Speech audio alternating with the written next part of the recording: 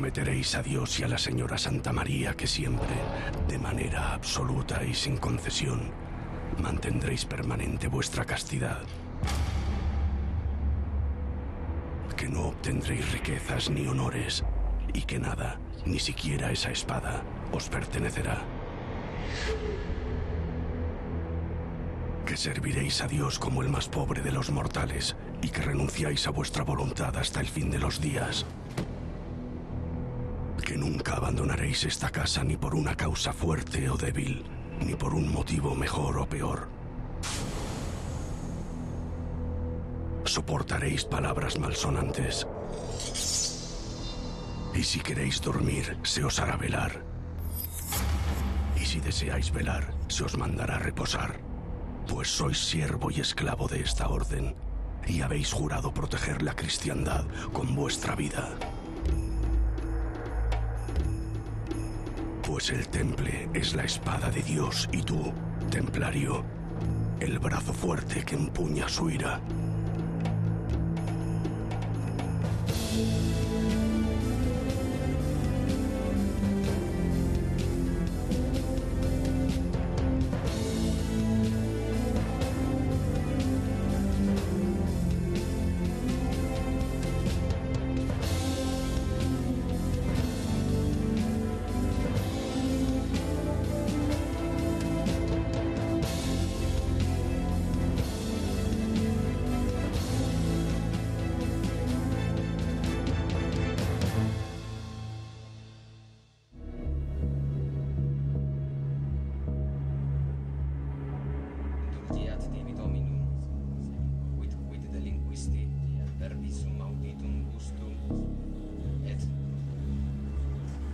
No es la lepra, ni la peste. Es otro mal aún peor el que infecta esas heridas. Una maldición que corrompe y gangrena las extremidades de todos por igual. De nobles, vasallos, de ricos y de pobres. Un castigo divino llamado Fuego de San Antonio, que solo cura con la peregrinación a los santos lugares de Santiago y Jerusalén.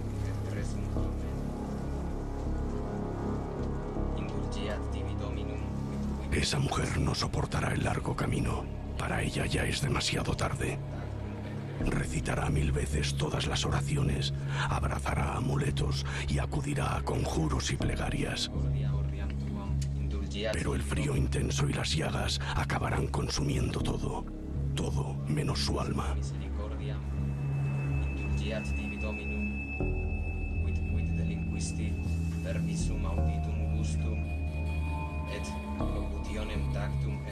Uma Europa que quase que se congela sob si própria. Más que llamarlo Baja Edad Media, podríamos llamarlo el amanecer de la civilización cristiana. A finales del siglo XI lo que nos encontramos es con una sociedad que está medianamente feudalizada. Tenemos a nuestro señor, que es el gobernante de todos estos territorios, tenemos a una serie de personas que trabajan para él, son sus siervos. La nobleza o el clero están en un nivel privilegiado, mientras que los trabajadores, los plebeyos, se sitúan en una parte inferior de esta escala social. Digamos que las diferencias son importantes. Los trabajadores trabajan, los clérigos rezan y los nobles guerrean. A fines del siglo XI, justo antes de la Primera Cruzada, España no existía, claro. España, la península ibérica, era un conglomerado de reinos en el norte, en el mundo cristiano, y el sur musulmán, al-Ándalus, estaba siendo reunificado por un imperio norteafricano, los almorávides, que habían ido conquistando e incorporando poco a poco a su reino a los reinos de taifas.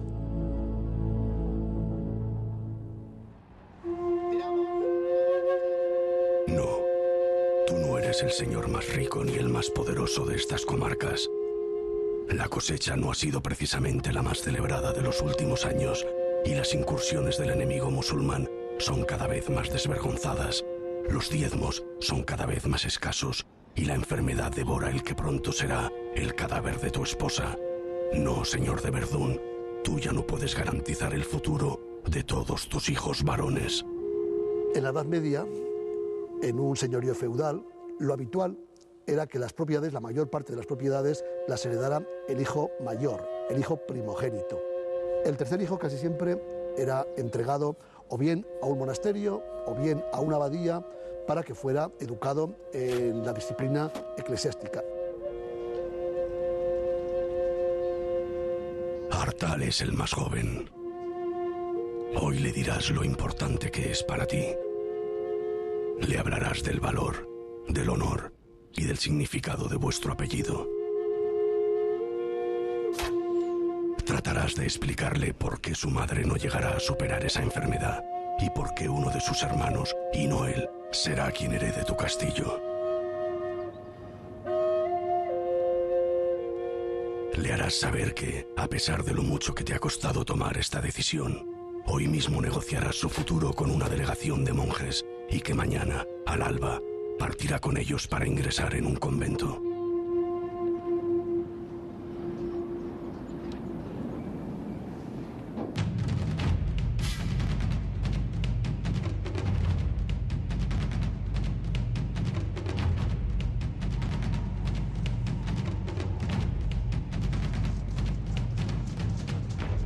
El sistema medieval de mayorazgos propicia una concepción del mundo en la cual los hijos son un beneficio.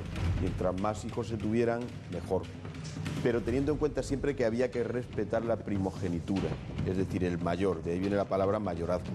Ese era el que heredaba el patrimonio familiar y los demás, pues, no les quedaba más remedio que ingresar en la misma hueste del rey o en una orden religiosa o sencillamente pertenecer al estado clerical. La herencia es un elemento muy importante en esta época. Los primeros señores, los primogénitos, pueden permitirse disponer de la herencia, gestionarla, pero otros tipos de nobles, como los nobles secundones, tienen un número de opciones limitadas. Con lo cual, el que una persona, siglo XI, abandonara la casa paterna para irse al mundo es muy lógico. Tiene todo el sentido del mundo, es lo más normal para esa época. No solo en España, en cualquier parte de Europa, tenía todo el sentido del mundo que uno de los hijos se dedicara a la Iglesia.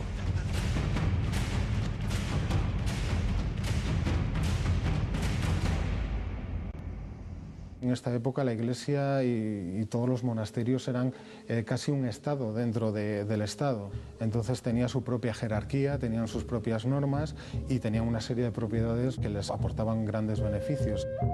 Era muy habitual en esta época que hubiera acuerdos entre un señor para que su hija o alguno de sus hijos se quedara dentro de la congregación y se entregara algún tipo de propiedad para que con ese dinero pues, se pudiera mantener esa persona. Desde luego es un beneficio para todos. El noble va a encontrar sustento, va a encontrar una ocupación para su vida. El gran señor se va a estar librando de un problema que le puede suponer de cara al futuro el tener un hijo desocupado. Y la orden religiosa ya está ganando privilegios en la medida en que para que este noble entre dentro de la orden, el gran señor debe realizar una donación o entregar algún tipo de regalo, entre comillas, que la orden acepte para cuidar de este tercer hijo.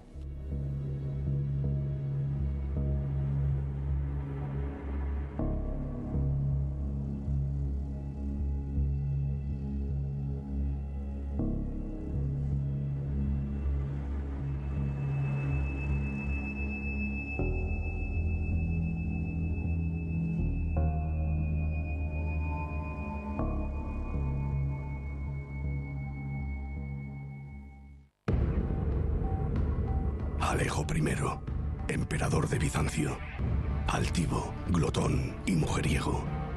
Has pactado alianzas y has guerreado con todos y cada uno de tus vecinos. Todos desean ocupar tus dominios, tu hermosa capital, tu ostentoso trono y tu corona. Constantinopla, la última de las herederas de Roma, es hoy una ratonera.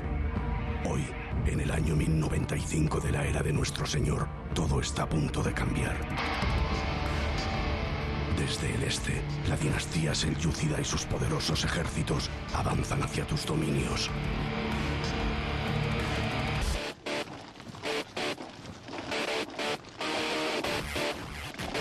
No tienes suficientes soldados para hacer frente a esta bestia.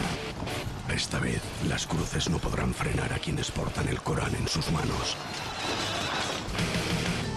Hoy escribirás una carta, se la enviarás al poderoso Papa de Occidente, le pedirás ayuda en nombre de toda la cristiandad y rezarás.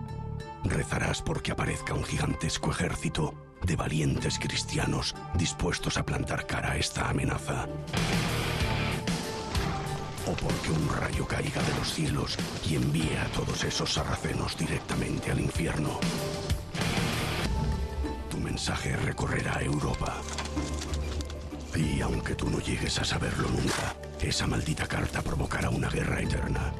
Las cruzadas.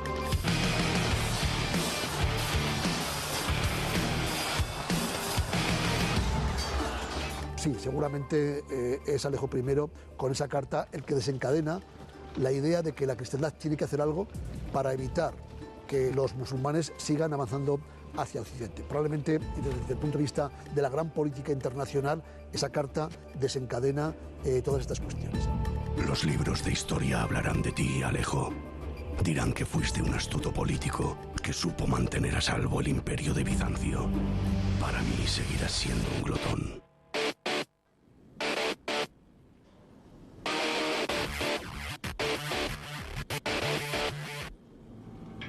Antes de la carta de Alejo I hay una serie de movimientos que propugnan la unidad del mundo cristiano contra el Islam. Esas primeras acciones se producen precisamente en la península ibérica, porque no hacía falta ir a Jerusalén a combatir contra los musulmanes. Los musulmanes estaban dentro de Europa, estaban aquí, estaban en lo que hoy es España. En el año 1085 de la era de nuestro Señor, Alfonso VI, rey de León, tomará las plazas de Coimbra, Madrid y Toledo. Poco después, un fuerte contingente almorávide desembarcará en la península para socorrer a sus hermanos musulmanes y derrotarán a los leoneses en la batalla de Sagrajas. En el año del Señor de 1094, Rodrigo Díaz de Vivar, el Cid, conquistará Valencia.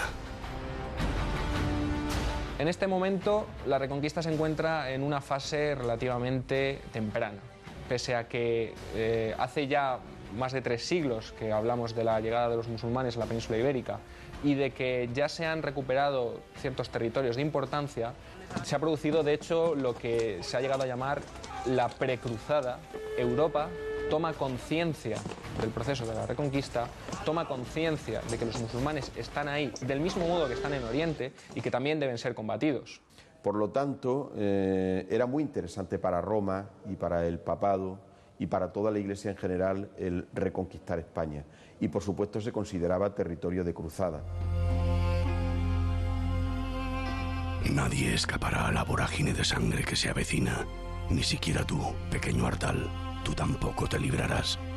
Si va a ser un monje cisterciense, se va a encontrar con la Orden de los Monjes Blancos, es decir, se va a encontrar con una organización religiosa basada en el trabajo, en las donaciones y sobre todo en una oración importante. Son monjes, en el sentido más estricto de la palabra. Se va a encontrar con un mundo basado en una regla religiosa que va a conducir cada uno de los movimientos de su vida y con una orden religiosa como tal y que por lo tanto le va a condicionar una serie de votos. No podemos olvidarnos de que la cantidad de niños abandonados que se dejaban a las puertas de los conventos. ¿Por qué se dejaban a la puerta de los conventos? Pues sabían que tenían un modus vivendi o una vida asegurada, por lo menos tenían pan para comer todos los días.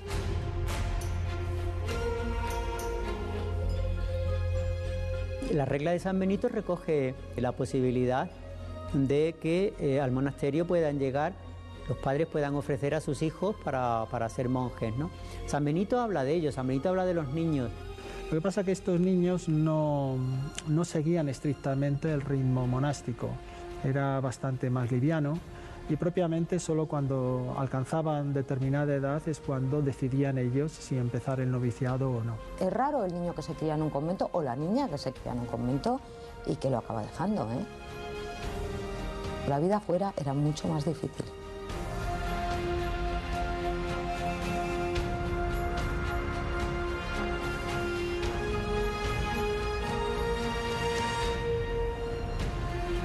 Fíate de esos monjes, Ardal. Ellos harán de ti un hombre sabio y temeroso de Dios. Te enseñarán a orar y a vivir del trabajo de tus manos, pues la ociosidad es enemiga del alma. Rezarás 8 veces al día y comerás una. Y no sentirás necesidad de salir de este monasterio. Eso no conviene de forma alguna a tu alma. Jurarás obediencia al abad y a tus hermanos. Prometerás ante la Señora Santa María que siempre, de manera absoluta y sin concesión, mantendrás permanente tu castidad y que servirás a Dios como monje y como el más pobre de los mortales.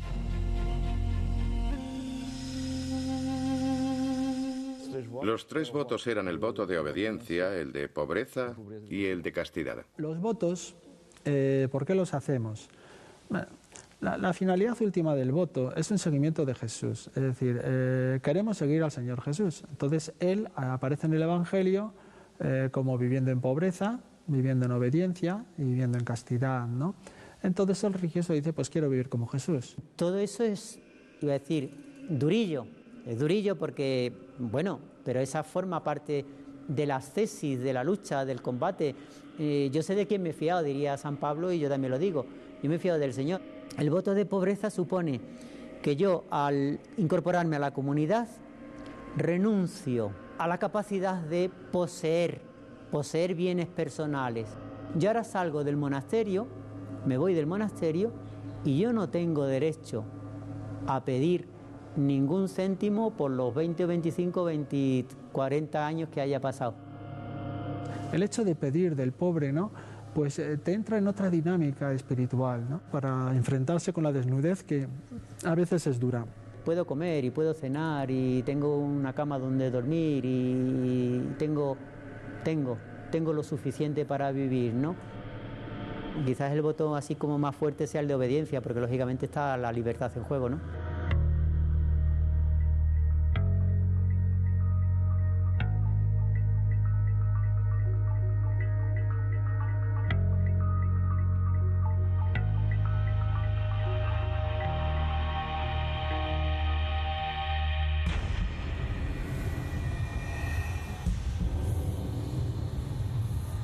La idea de unir a todas las naciones cristianas de Europa bajo un único estandarte lleva ya demasiado tiempo rondando tu cabeza.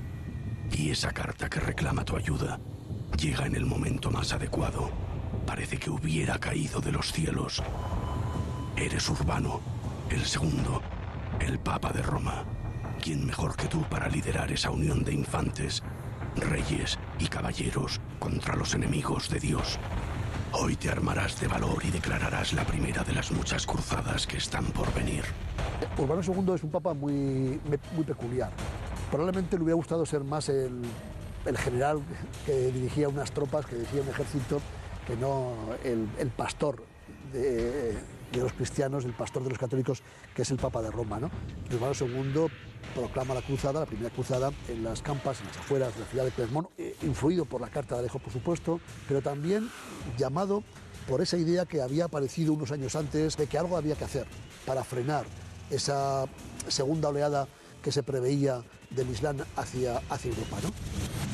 A las afueras de la ciudad de Clermont se han reunido miles de fieles, dispuestos a dejarse seducir por tus palabras. Háblales de todas las atrocidades que están sufriendo nuestros hermanos cristianos de Oriente. Miénteles, diles que incluso han llegado a quemar iglesias. Diles que tú, o mejor aún, diles que Dios nuestro Señor les ordena partir inmediatamente a destruir a esa raza vil que ocupa la Santa Tierra. Promételes que todo aquel que muera en este empeño será absuelto de sus pecados. Promételes la vida eterna. Y cuando les preguntes si pondrán su espada al servicio de esta guerra santa, todos ellos gritarán: Dios lo quiere, Dios lo quiere. Ese es el grito de los cruzados, ¿no? Dios lo quiere. Lo que el Papa en este discurso reclama es la unidad. Dice, acabad con vuestros enfrentamientos, no somos el enemigo, los cristianos no somos enemigos, tenemos que unirnos en contra del enemigo. El enemigo es el musulmán, el enemigo es el sarraceno. El Papa Urbano II llamó a las armas a los europeos para ir a defender y liberar la Tierra Santa. Sí que nos da idea de un personaje, un papa, muy imbuido de ese espíritu que llamamos de reconquista en la península ibérica, de cruzada en general, y que desde luego debió de provocar, y provocó, un efecto muy inmediato en la gente de su tiempo, porque hubo una respuesta masiva a la llamada del Papa en ese discurso, en esa predicación llamando a la cruzada en Clermont-Ferrand en 1095.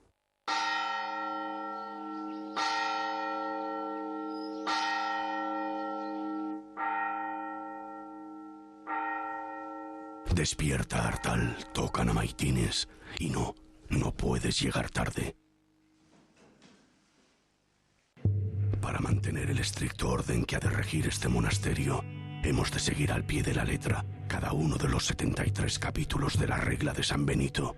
Apréndetela. Ella te dirá cuándo has de orar, cuándo trabajar y cuándo reposar.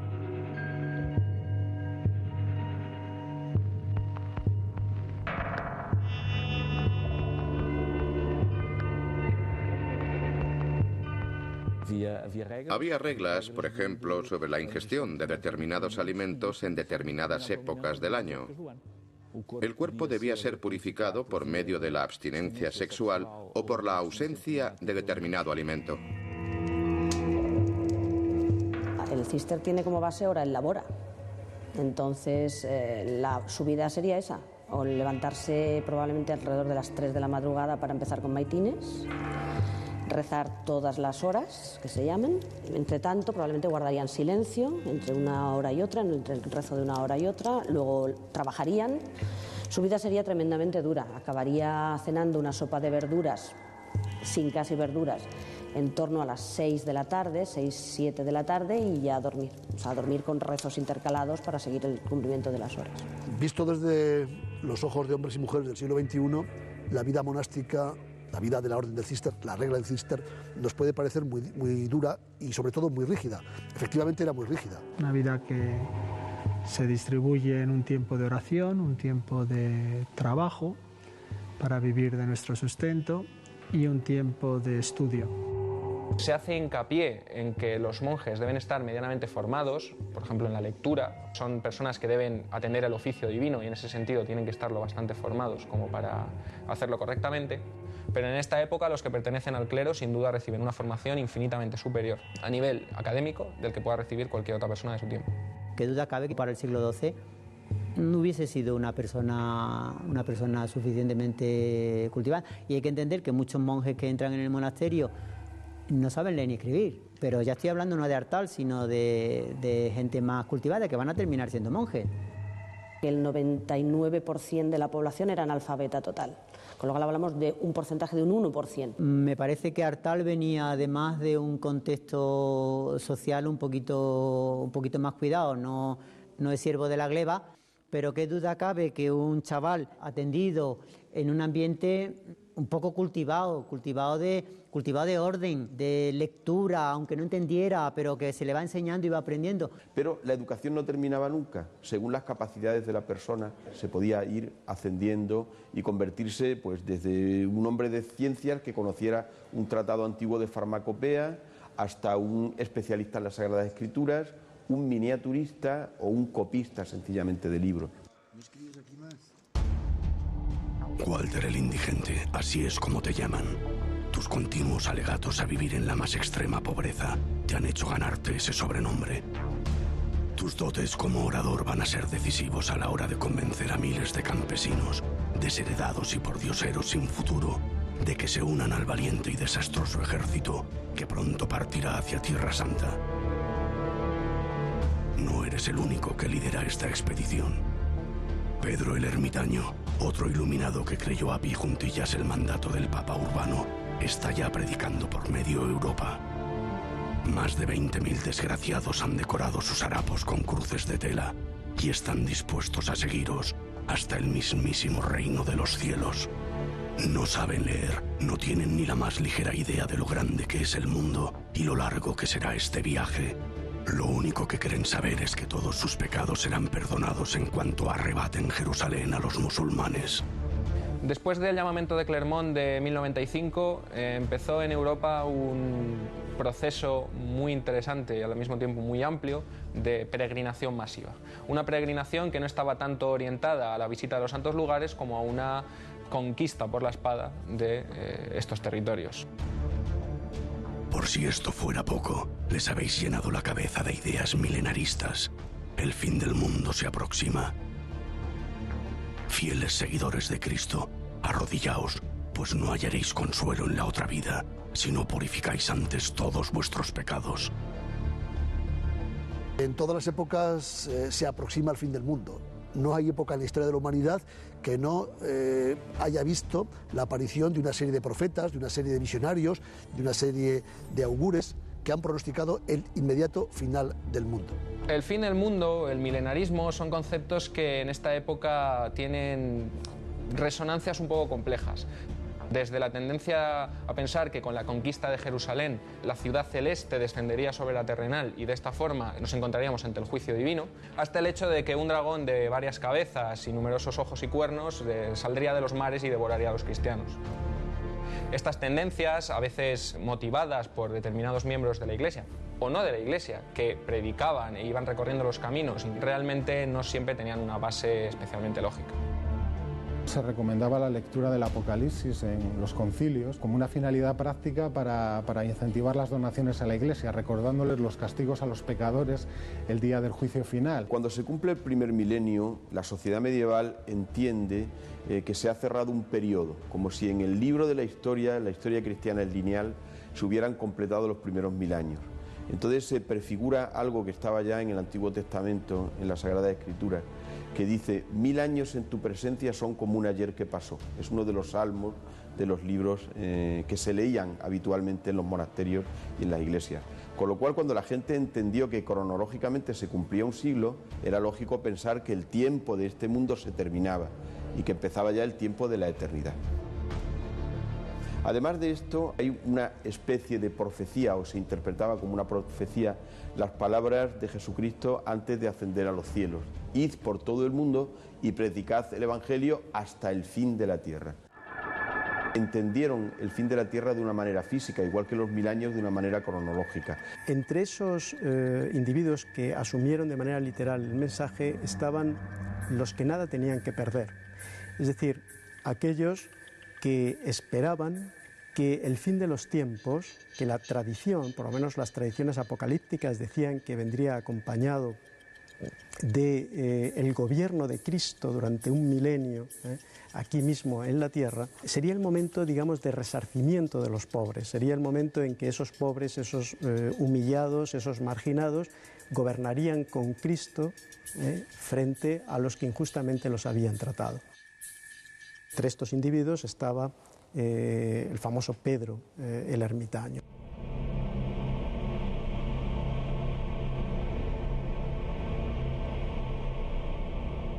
Pedro el ermitaño, que es un orate, que es un iluminado, que es un hombre que está convencido de su carácter mesiánico, de que ha sido designado probablemente por Dios para encabezar un movimiento y que acabe con el Islam, que acabe con los herejes musulmanes, los hijos del maligno, imbuido de este espíritu de ir a Jerusalén, de ir a recuperar Tierra Santa, se embarca en la cruzada de los pobres de una forma absolutamente insensata.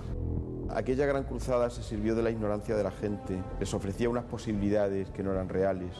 Y muchísima gente se apuntaba a las cruzadas para expiar sus pecados. Cualquier persona carente de estudios, carente de conocimientos, que no ha sido escolarizada nunca, podría creerse cualquiera de estas teorías y pensar que va a llegar. Esto, desde luego, es uno de los grandes componentes del milenarismo y que motiva los movimientos cruzadistas y que motiva las peregrinaciones. Se mezclaron, por lo tanto, muchas cosas. Se mezcló el fanatismo, se mezcló el crecimiento de la población, el hecho de que en España la Reconquista, que también se consideraba cruzada, estaba muy avanzada. Era gente mal preparada. Aunque tuvieran mucha fe, no tenían instrucción militar, ni siquiera poseían la caridad cristiana que los movía a ir a liberar la Tierra Santa. Hicieron grandes fechorías, cometieron enormes crímenes y acabaron por ser diezmados en el camino hacia Jerusalén. Llegaréis a Constantinopla, cruzaréis el Bósforo y allí, cerca de la ciudad de Nicea, el ejército selyúcida os exterminará a todos. Las mujeres serán enviadas a los harenes y los niños a los mercados de esclavos. Se puede decir que Pedro el ermitaño es una criatura papal, pero que se le fue de las manos al Papa, ¿no? Eso sería un poco quizá la definición que mejor le podría corresponder. Recordad las palabras del Apocalipsis. Vi las almas de los que habían sido degollados, y a cada uno le fue entregada una vestidura blanca. Los cistercienses visten de blanco. adoptan el hábito blanco como un símbolo de pureza, como un símbolo también de pobreza, pero a la vez como un símbolo que representa la luz de Dios, que es una luz blanca, que es una luz que no tiene color. El llevar ropas de colores como el púrpura, como el azul o el amarillo, implica el uso de unos tintes que, además de ser muy caros, son simbólicos, representan el poder, la nobleza. Estos trapos son lo más anacrónico que llevamos, porque son del siglo X, XI, XII, lo más anacrónico. Pero a mí me facilita un montón, que yo cuando me levanto por la mañana no tengo que pensar qué pantalones me pongo, qué zapatos me coloco, qué camiseta con de estos colores o de otro color. Los cenobios los monasterios no eran lugares aburridos en absoluto, tenían una actividad impresionante. O sea, allí había actividad todo el día, la gente no estaba aburrida en absoluto, los que estaban estudiando estaban en la biblioteca, los que estaban escribiendo códices estaban miniando con pinturas, los que estaban en el huerto estaban trabajando. Los monasterios eran escuelas de artesanía, eran huertas privilegiadas, eran lugares donde se elaboraba vino, donde además en algunos monasterios incluso se fabricaban armas y se enseñaba el uso de las armas. Eran centros de producción, eran pequeñas factorías que de hecho se exportaban por toda Europa.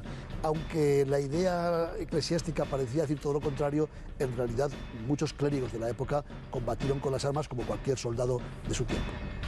Incluso había algunos obispos que eran muy famosos porque eran unos extraordinarios combatientes, eran unos soldados que manejaban muy bien la espada y la lanza. Se aprendía a manejar desde la espada hasta montar en el caballo, y no solamente eso, sino que se enseñaba a fabricar una bombarda. Una bombarda es uno de los cañones más originarios, más primitivos, a utilizar el fuego griego, a usar la pólvora, todo esto.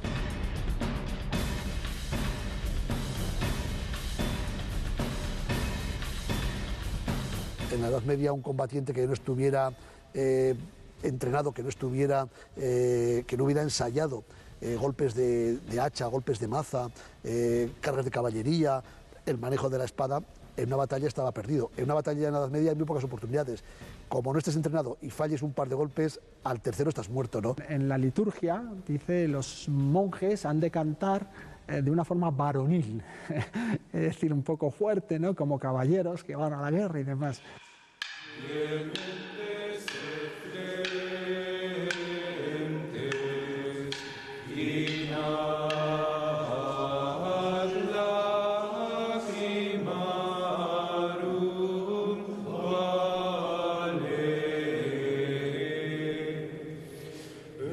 La cruzada de Walter el Indigente y Pedro el Ermitaño no ha sido en balde. Los príncipes europeos se han unido al frente de poderosos ejércitos y no tardarán en llegar a Tierra Santa. Cientos de caballeros se unen a la cruzada promulgada por el Papa Urbano. Hubo jefes de ejércitos organizados, ejércitos feudales que decidieron seguir los pasos de Pedro el Ermitaño. Pasarán Antioquía y Edesa a fuego y sangre. Y tú, Pedro, tú que sobreviviste a Nicea, tendrás el honor de bendecir desde el mismo Monte de los Olivos la carnicería que esta misma noche inundará de sangre las calles de Jerusalén. Como decimos en castellano, el capitán Araña hace que los demás se embarquen, pero él se queda en tierra, ¿no? Pedro el Ermitaño sobrevive, claro.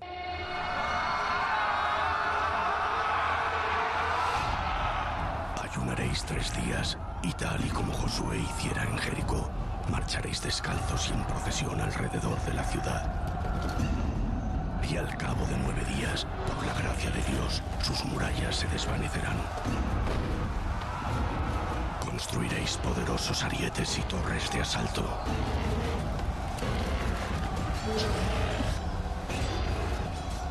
Los más piadosos cortaréis las cabezas de los musulmanes, otros iréis más lejos y arrastraréis sus cuerpos a las hogueras. Las calles y plazas de Jerusalén se llenarán de manos y pies cortados y se derramará tanta sangre que los cadáveres flotarán en ella. Jerusalén, el destino de la primera cruzada, el objetivo fundamental de los cruzados, se conquista el 15 de julio del año 1099. Durante 3 días y 3 noches quemaréis sinagogas y mezquitas. Los más cobardes mataréis a ancianos, a niños y a mujeres. Los más soberbios os colocaréis coronas de oro en el mismo lugar en el que Cristo portó una de espinas. Y cuando no queden fieles que maltratar, os dirigiréis en penitencia hasta la iglesia del Santo Sepulcro para la ceremonia de acción de gracias. La matanza que se produjo en Jerusalén fue terrible. Nos cuentan los cronistas cristianos que la sangre de los musulmanes llegaba hasta los tobillos. Se habla de las calles de Jerusalén llenas de sangre, la sangre llegaba hasta media pierna de los caballos, de muertos, de torturas, de barbaridades todas.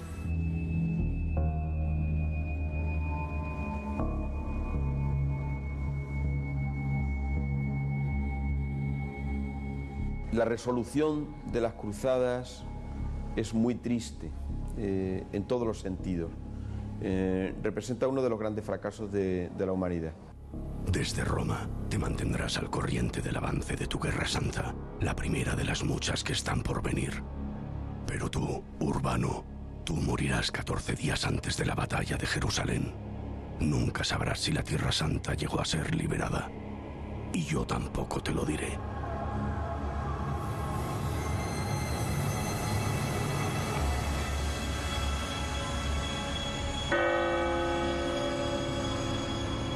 Yo creo que hablar de esto es de alguna manera tratar de exonerar la responsabilidad que hemos tenido todos los seres humanos en las atrocidades que han pasado en la historia, cuando en realidad pues probablemente todos hemos sido responsables. Todos vosotros sois culpables. Los emperadores avariciosos que desatan la ira de sus ejércitos, los papas que promulgan guerras, los huérfanos, los indigentes y los ermitaños. Pues por vuestra culpa nacerá un ejército de caballeros condenadamente creyentes a los que llamaréis templarios. Y ellos os harán recordar cada una de las palabras del Apocalipsis.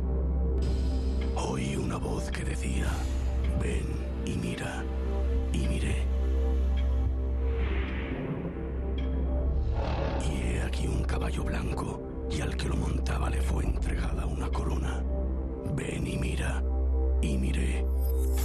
Y salió otro caballo, y al que lo montaba se le dio el poder de quitar la paz de la tierra. Ven y mira, y miré. Y he aquí un caballo negro, y el que lo montaba tenía una balanza en la mano. Ven y mira, y miré. Y he aquí otro caballo, y el que lo montaba tenía por nombre Muerte.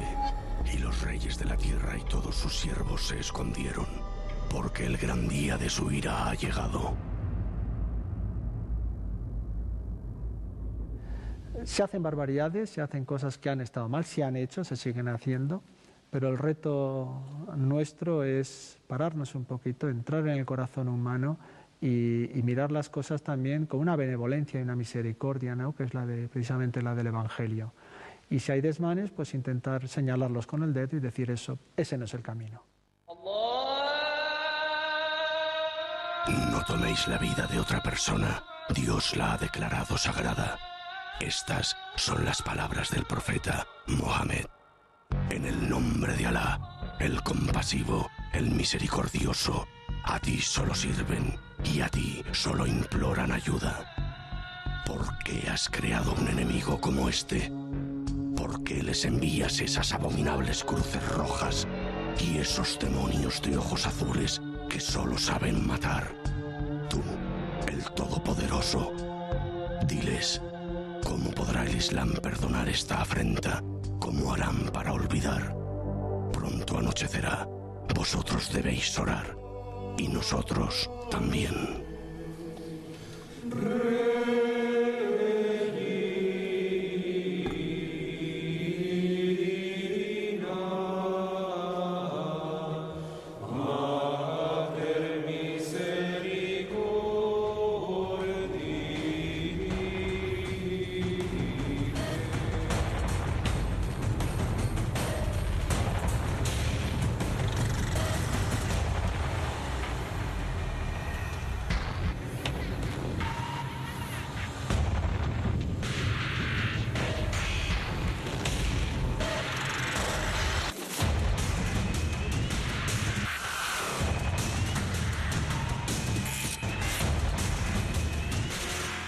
estabais poniendo a Artal tumbado en el suelo, porque San Benito dice que cuando se comete una falta, pues una manera de humillarse el monje es tumbarse en el suelo y la comunidad pasa por encima del hermano.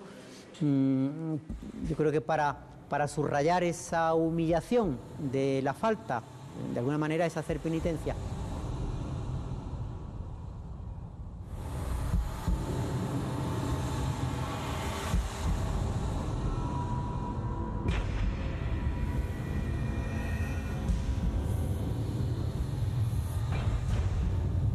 En mi etapa de maestro de novicios, una cosa que me solían decir bastante los jóvenes cuando entraban, pues al cabo de un año, decían, pero si yo no era así.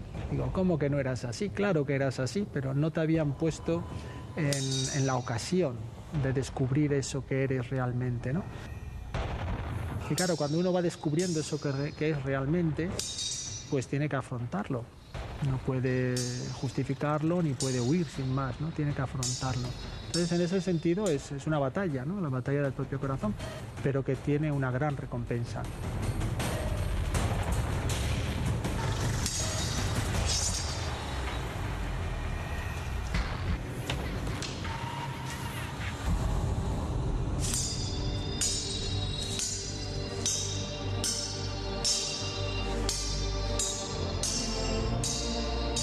Jerusalén ha sido liberada.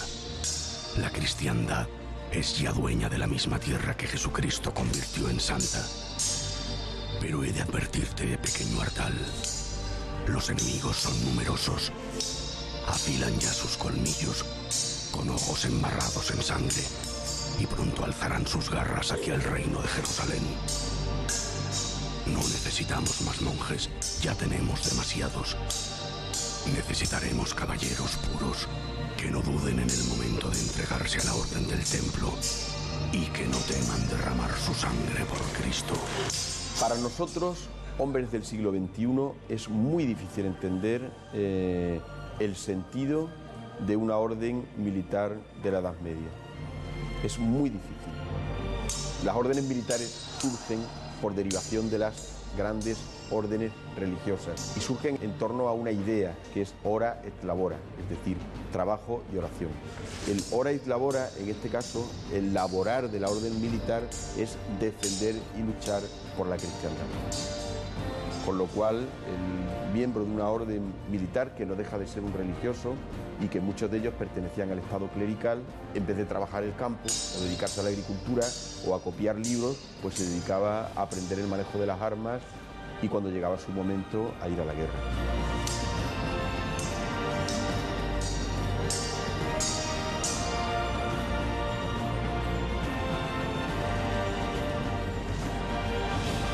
De Artal, feliz.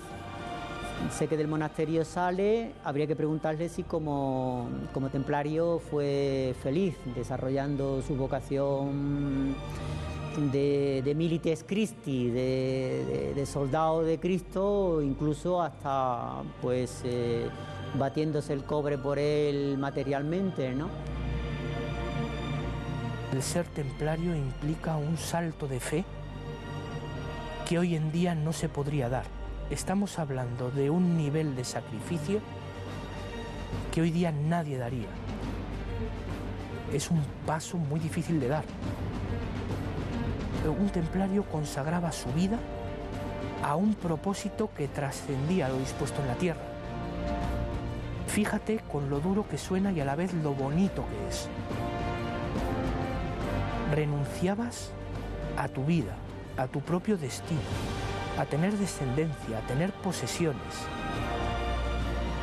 y te entregabas por tu propia convicción a un propósito mayor que el que te podía ofrecer la humanidad, que era servir a Dios.